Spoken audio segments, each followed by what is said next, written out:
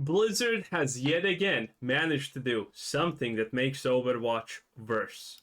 To make this spicy, I want you to imagine that you are a game developer, right? You're working at a big company and, well, your bonuses have continually been slashed. You're worried about your job maybe being axed, maybe your segment of the game getting a massive cut. You're working on a game that has lost much of its original deep fan base and is surrounded by drama. You do a whole bunch of work. You want to make the game better because you're a game developer. That's why you even did this in the first place. But chances are you're a talentless hack game developer if we're being completely real here.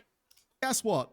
The headlines about your game are a $40 weapon with $10 upcharges. So yes, today we're going to be talking about live services, specifically Overwatch 2, because what happens if live services in Blizzard?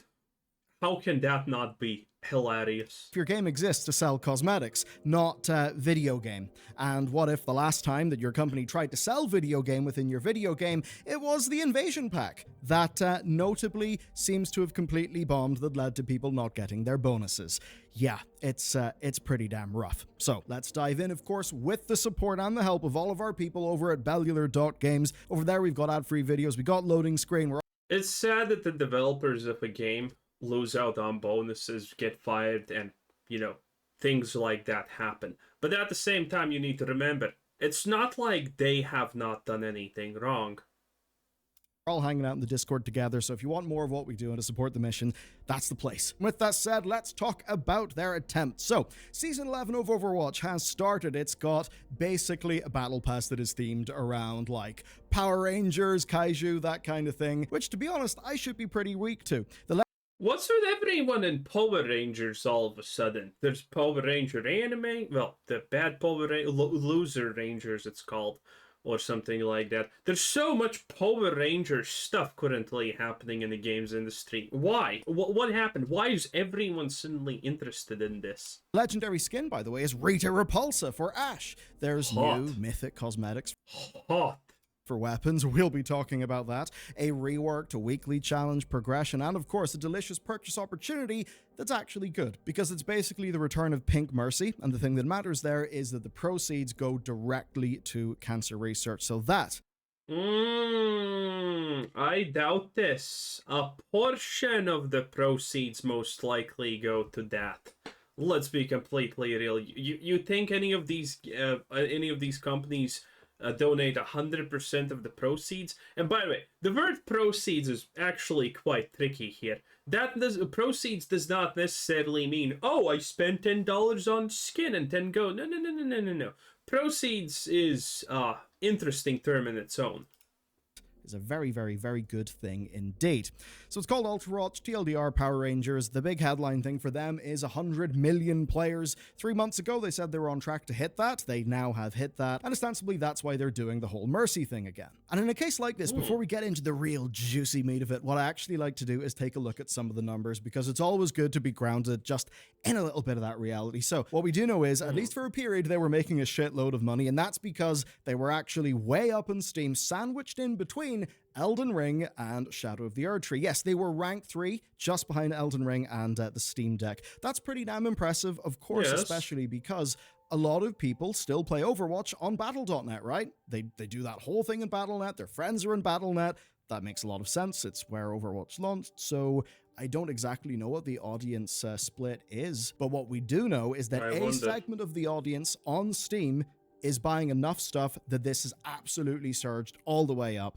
And a similar thing does happen with, say, Call of Duty whenever they do a new Black Cell Battle Pass. Man, those things sell absolutely crazy. Now, let's talk about numbers, because they're actually... You know what's funny about Overwatch? It is technically a dying game because people are not really interested in it. Everything you are talking about, typically about it, is negative and whatnot. So it is technically a dying game. But the player numbers don't show it at all. In fact, player numbers wise, it's relatively really healthy. I would assume at least 2 times more people play it on Battle.net, hourly and whatnot. So yeah, but again, there is a reason Overwatch decided to go to Steam, because the Blizzard launcher did not hit enough people. That is the only reason they go on Steam. Because think about it, when you're on Steam and someone is playing from Steam, I don't know this, but I am willing to bet. I'm willing to bet that Steam is still taking some kind of percentage from what Overwatch what Overwatch, microtransaction you buy if you're playing from a Steam version. That is most likely that what's happening. Now, I could be wrong on this, not 100% sure, not even 80% confident, honestly, about this one, but I think the chances are pretty high that that's happening. Actually kind of interesting. So here's the overall performance for Overwatch 2 basically since the start of this year, and we can see that their average player counts are a bit below 25k, and they're sort of more spiky numbers. They are resting just above 25k at the start of the year. Then mid-February we see a pretty good spike as a season launches. I believe season 9, then season 10 launches a little bit into the middle of April, and we can see that season 10 really did boost things up, and that does make sense to me. It actually had a few This is incorrect, by the way. Or you could, if this was a season launch, which most likely it was, that already means that the previous season did good. It already was a boost. Like you don't need to be a genius to look at this graph and say, yeah, this one's a lot better. So whatever is happening in Overwatch, people are playing it. Season 10 really did boost things up, and that does make sense to me. It actually had a few neat things going, but of course, neat things that I now would not be able to play or check out, which does mean that any of those Let me check Overwatch real quick on Twitch. wins represented by that lovely high player count number, that in a way they're not particularly relevant because I found out about them too late. Now this season's only just launched. That does mean that we don't have a lot of data for it. Doesn't seem to Yeah, Overwatch 2, 13k people only watching at the moment. Maybe it's a bad time of the day, I don't know. Even Magic the Gathering currently is higher than that. Oh, there's some kind of pro tour happening. Okay, got it. So that explains it. Magic the Gathering is pretty dead. Overwatch 2, yeah, 13k people only. It's literally below DayZ and Counter-Strike 1.6. That is insane. That is really bad. The casual amount of players for Overwatch is incredible, honestly, again. But the game did close its competitive scene and whatnot. So, I mean, the casual players are it, but that's all people seemingly think of Overwatch in that case. It's just a casual game that, people are going to play time to time. It does make sense, but interesting. To be a humongous spike, but it definitely is getting a healthy enough spike. And as you compare Overwatch 2 at the very start of 2024 to where we are right now, halfway through 2024, you do actually see that they've done pretty well. They were having their player counts a bit more in the 25Ks. Now they're a little bit more over 40K. So that is going to be pretty healthy. There's times they're even touching or even surpassing 50K. Of course, 50K concurrence is not a humongous amount if we're talking about the top echelon of video games, but again, you've got to remember this is only Steam, one platform, and Overwatch is mostly on BNet. So certainly plenty of players, and that does mean plenty of people to go and buy the things that will make them the money. But before we talk about money and tactics, actually they are doing one interesting thing. I think this is really, really smart marketing. Oh, I thought it's going to be a sponsor segment. But it's not 2 minutes in, so that was questionable. Sponsors typically demand that your thing is like in the first 2 minutes of the video if you do a sponsorship deal ever. That's the typical demand. If you're super big, you can actually put it at the back. Or sometimes, at the first half of the video. That's something they also allow you to do if your relationship is good.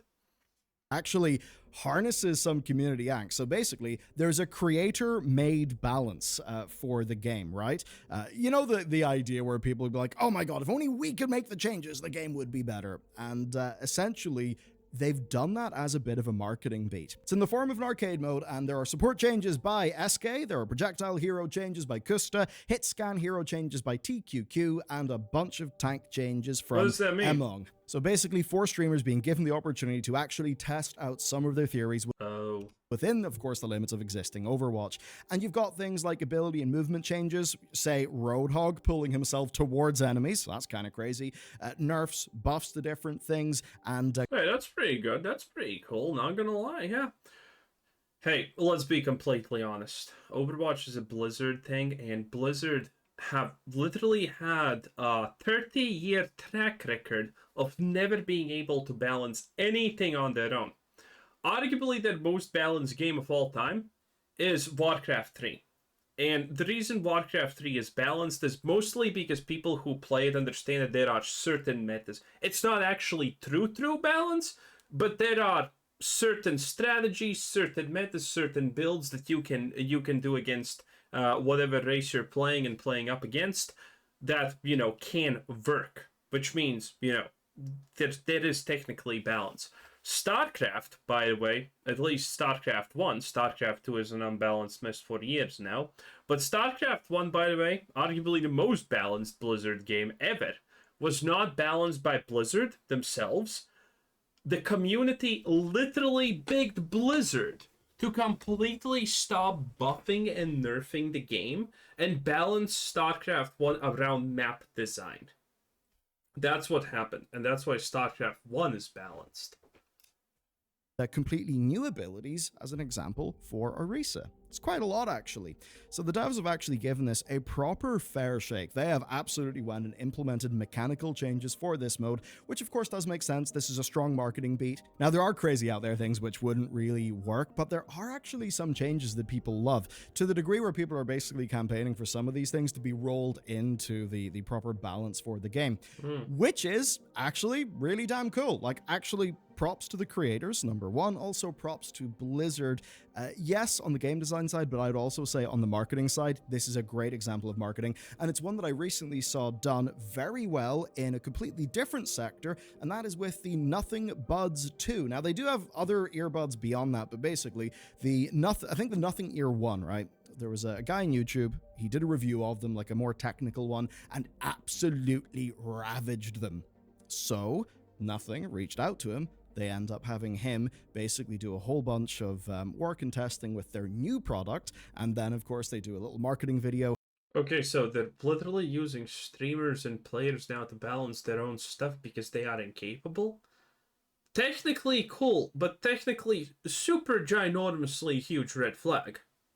Because stuff like this is cool until the moment that, something actually makes the game a lot worse, and it doesn't work because Blizzard is over-reliant on, players and whatnot. And then a program like this just gets scrapped or whatever because, well, it has proven that it can fail and make the game worse. So, this is interesting.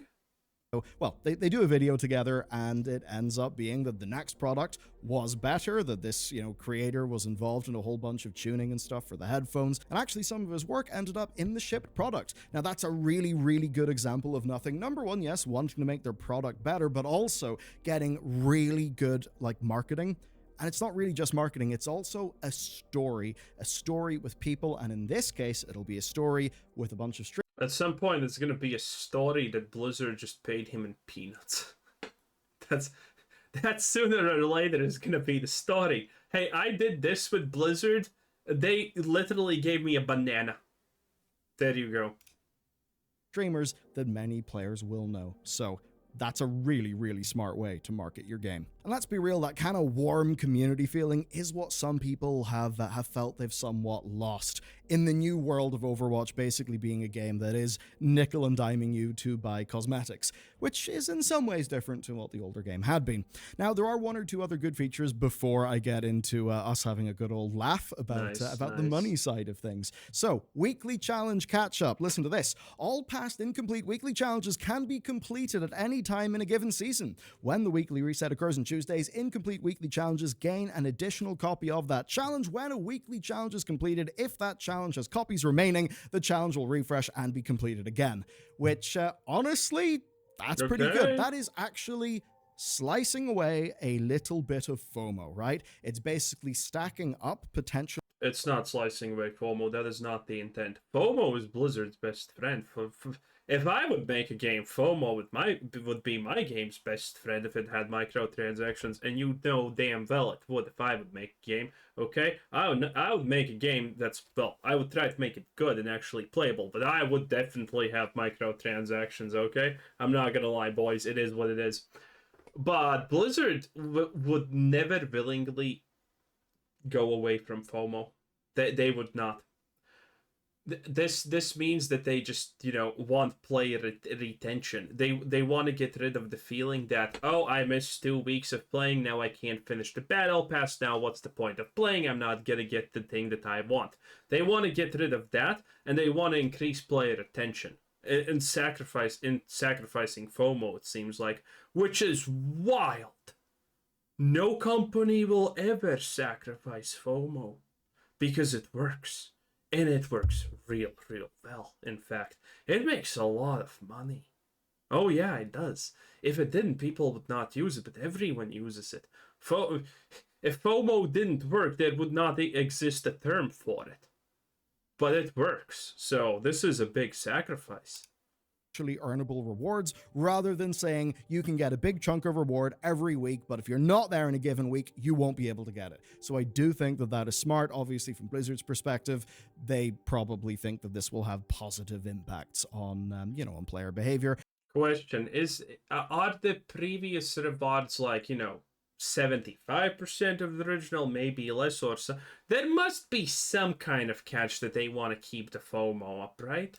They've also talked about weekly milestones, which are challenges progressed by doing other weekly challenges. Each week, a new one will unlock, and all past ones can be completed again at any time within a given season. Those are definitely very positive changes, and across so many different games. Of course, well, true, yeah. Technically, they are definitely positive for players. Very notably, with Halo Infinite around its launch, having iffy weekly challenge design when that is a fairly core part of, say, your battle pass progression, that can do serious damage to a game. Again, because what they're marketing at people and what... How about just removing the battle pass though? That's not gonna happen now, is it? They are overtly telling people they should go and progress is a big extrinsic reward thing. So, you cock that up and you end up in a pretty rough situation. But speaking of rough, well... this is what they're doing. Okay, there's a $40 weapon skin with $10 upgrades. Specifically what it is... So you buy a $40 weapon skin, and you don't even get the full thing? Okay, now that sounds like the Blizzard I know. Is a new mythic weapon for Reinhardt. And this is a weapon that, like with the heroic weapons, can be equipped regardless of what skin your character is using. Now, basically, the way that things work with the Mythic Prisms is... there's a Mythic skin in Overwatch, right? And to buy the entire Mythic skin costs 80 prisms, and every premium... oh yeah, we know this one. This is horrible. Battle Pass gives you 80 prisms if you, of course, complete it. So basically the way it works is there's a Mythic skin added every single season, and the Premium Battle Pass in total gives you enough prisms to buy a completely maxed out version of that Mythic skin, though you can buy more basic versions of the skin for less prisms. What they've essentially done is they've taken a little bit of the FOMO out of it, but there still is some FOMO, and they've done that via a currency, because previously you needed to complete the Battle Pass to get the Mythic skin. Of course, with this new way of doing things, it is more friendly to players, right? If you only want the basic version of a Mythic skin, well, you can get that, and then put your spare prisms towards something else. But of course, when you see a dev do that, when you see a new currency, especially one that could be premium, you've got to think, how will they do this? And, well, they've done it in this way, right? They're going to be adding in this Mythic for Reinhardt, and it's a pretty involved one, right? They say that it's going to have a bunch of exclusive sound and visual effects, and they say it's another way to spend... well, of course, it's gonna have an exclusive amount of stuff because you need to buy it. It's the best thing ever. In fact, in Overwatch, what are you, poor? your prisms, and you can unlock the base skin for 50 Listen, all I'm saying is if you bought Pokemon's cookies, you're probably gonna buy this. prisms, which is the equivalent of $40 US on their in-game store. And then you can unlock additional levels at 10 mythic prisms, including a weapon flourish emote, elimination visual effects, and reactive effects. Now, we don't know what the full final price will be, but it could be 80 prisms. And you know what that means, everybody? Well, yeah, I mean, of course you know what it means. Of course you do, because the Battle Pass, the way that this was sold to players, right, is the Battle Pass will give you enough prisms that you can just go and get the whole, get the mythic skin that you want. The entire, reason, the framing behind this was a player-friendly one to give you a way to... Oh, it just hit me. What's the actual calculation behind Blizzard and why are they doing this? You can buy Battle Pass levels. Or you can get stuff that increases the battle pass. I get it now. Okay. This is a verse. This is a more advanced and far more verse FOMO tactic.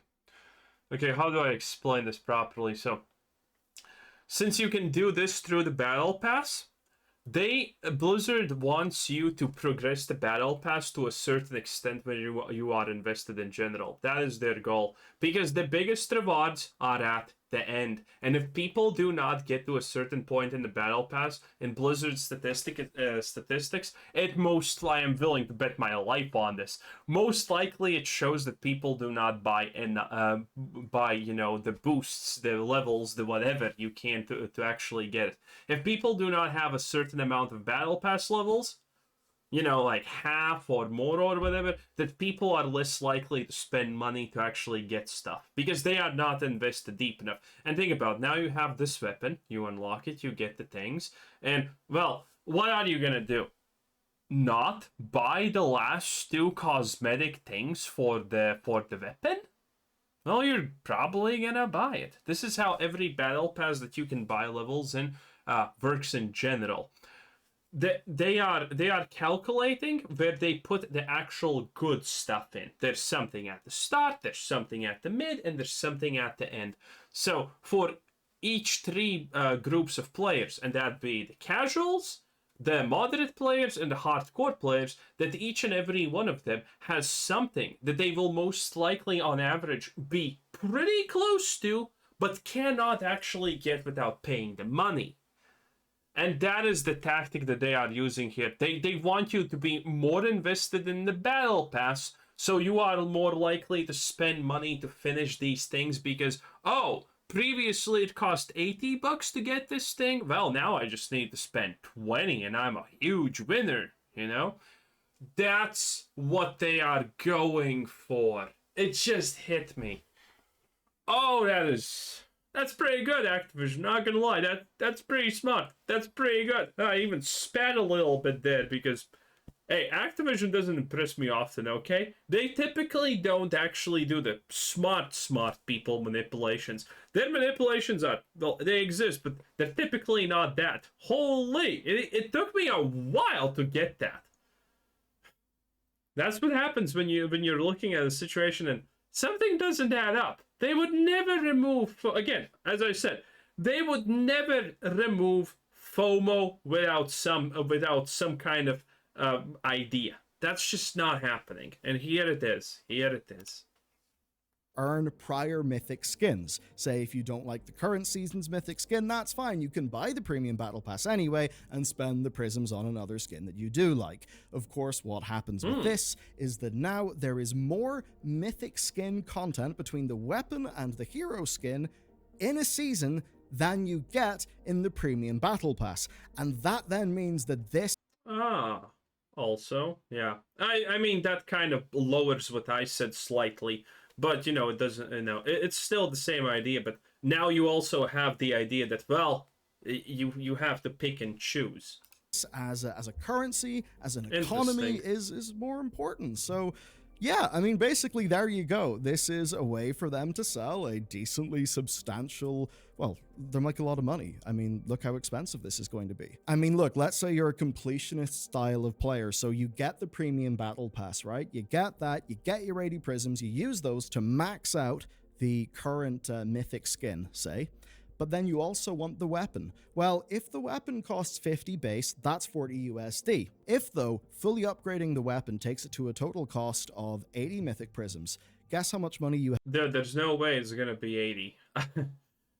I think they're gonna add, because they're not gonna just allow you to get 100 prisms, okay? They're not gonna allow you to do this. That would be a wasted opportunity. I would not be surprised if they make it, so you need to buy 2 bundles. Like, that it in total at the very end costs like 110 prisms. So you need to buy this plus this. You have to spend. Oh, no. This is 10. So, 115 or whatever prisms. You either buy 50 prisms and then buy 30 prisms, which would cost you $40 plus $25, a total of $65. Now, Yeah, there's a chance they could add and make it more expensive. Or, I mean, this is already kind of really, really bad for people buying stuff because, it's not, these prices are already not consumer friendly. Maybe it stops there, but man, if I was Blizzard, I would be looking. Wait. Let's just say because people love that special axe thingy so much, we're just gonna add more stuff to it. I would do that if I was Blizzard, honestly. There's no reason not to. there is a package of prisms. 75 prisms plus 25 bonus for $74.99, which of course is a better deal in a sort of dollar per prism way. But it is quite funny that to fully max the weapon, you would need 80 prisms, yet the denominations they sell are 10, 30, 50, I think I have heard about this. Didn't we hear about this before? and 100. That gap between 50 and 100 is hilarious. Basically, they want people to spend like $75, which is absolutely quite rough. Now, you may be thinking about other things, like, isn't there another premium currency in the game? The answer, of course, yes. It's the Overwatch Coins, right? So let's just dive into a little bit of how the business model is currently being ran. So the premium battle pass costs 1,000 coins or 2,200 coins with 20 tier skips included. Now, of course, if you are a discerning gamer, which I know you are, you're going to make the smart choice. You're going to buy the $40 pack because it's got the premium battle pass, it's got the 20 tier skips, it's got a 20% XP bonus, it comes with 2,000 Overwatch coins. That's let's just say $20 in value. So there you go. Basically it's free because it's such a good value. They highlight that the pass, of course, that you get in this bundle. Yeah, I love this basically free stuff because it's such high value. I mean, he's right. He's 100% right. A lot of companies are doing these. There's so much value in it. It's basically free. Look at you paid us money, but we're literally giving you almost free stuff. It's great value, and this works on so many people, especially casual players. And again, I think Overwatch is pretty predominantly just run the casual players at this point who just want to relax for like 1 hour a day and just play Overwatch, and that's kind of it. Which, it's fine. And I think Overwatch is really trying to take advantage of them. Lets you unlock a total of 80 prisms and 600 additional coins. But then, we have the Kaiju Roadhog and Kaiju Zenyatta. Guess what they are? Those are legendary skins. They are legendary skins that you cannot get in any other way. I mean, I'm sorry, but they are legendary skins. I'm sorry, but this I don't know. This doesn't look that great. This also doesn't look that great. I'm only for hot triples, okay? That you cannot get in any other way, right? You cannot buy them with Overwatch coins or, no, they're unique to this bundle. That's how they work. So, yeah, if you want to be a completionist, actually, you need to buy the $40 pack, and then you will need to buy a whole bunch more prisms. Again, I say completionist, and some people may argue that this isn't a completionism thing. Well, certainly I would think about the gameplay pattern. A lot of people think this is completionism. Let's be real. If you're a completionist, you want everything in the game. Maybe you're not a, 100% completionist, but you just want all the skins or whatever. It's normal. It's normal to want to have all the skins, all the achievements, all the things in the game. It's completely normal. A lot of people do it. I have done that. I never, admittedly, I completely refrain myself from actually ever buying things like skins because, dude, okay, listen. I do magic videos on Arena. Whenever there's an expansion, I already pretty much always have to spend $200 on that shit alone, which is this devastating, okay? I'm not happy about that. But yeah. In any case, I honestly think that's it. I'm pretty sure there's nothing else on there, but ooh, what is this? Let's see. Okay. Don't care. Anyway, this was Bellier, and this was Quizzer7. Bye.